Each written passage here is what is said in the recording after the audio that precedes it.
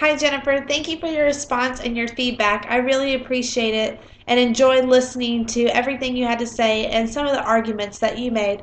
And I just want to answer some of the questions that you actually posed. So thank you for the questions. They really got my mind thinking and applying some of the concepts that Snow had argued this week as far as defining terrorism and his arguments.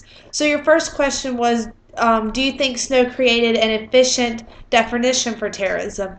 And in some ways, I think he did when he listed out the terrorist acts, the terrorist targets, and the terrorist objectives.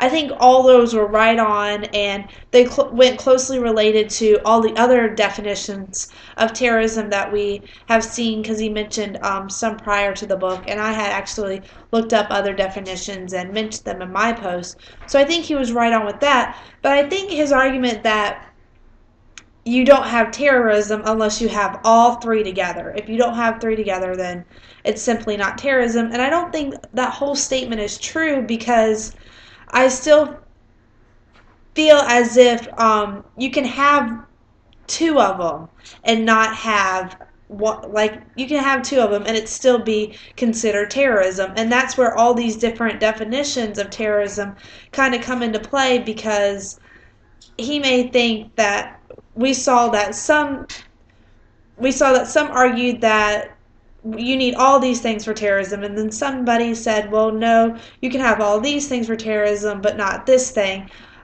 So I just think the conflicting definitions just play a role in defining terrorism and the confusion that can be brought about. So just to go back, if Snow was efficient, I just feel like the whole argument of if you're missing one of these things, then you don't have terrorism at all, which might not be true, because as far as terrorist targets and the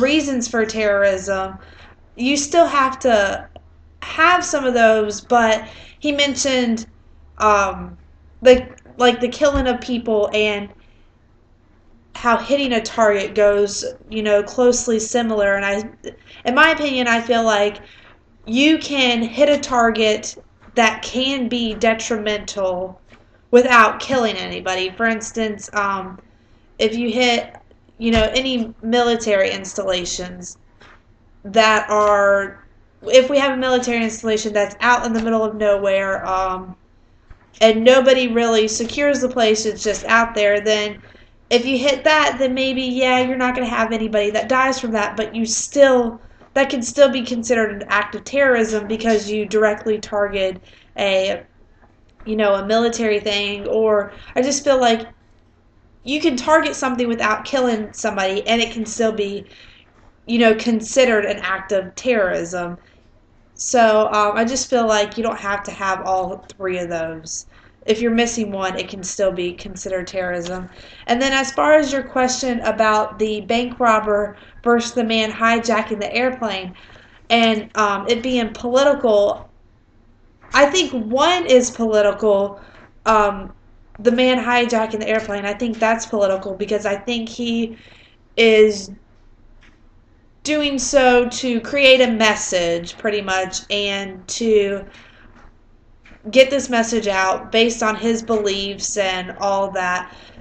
So I just think, because the bank robber may have intention of using the bomb, whereas the hijacker probably has the intention. If the hijacker took over the plane, then he probably definitely has the intention of flying the plane into a target. However, if the guy with the bomb, the bank robber with the bomb, he might just be using the bomb as a tool to instill fear in somebody and to scare them, and just to easier complete the task that he's trying to complete. So I just think that, and the bank robber, I think he's going in there for his own personal gains and just to get the money and leave. Whereas the hijacker, he is trying to send a message and show his political beliefs by the message that he is laying out there and going all out to complete the job that he wanted to get done.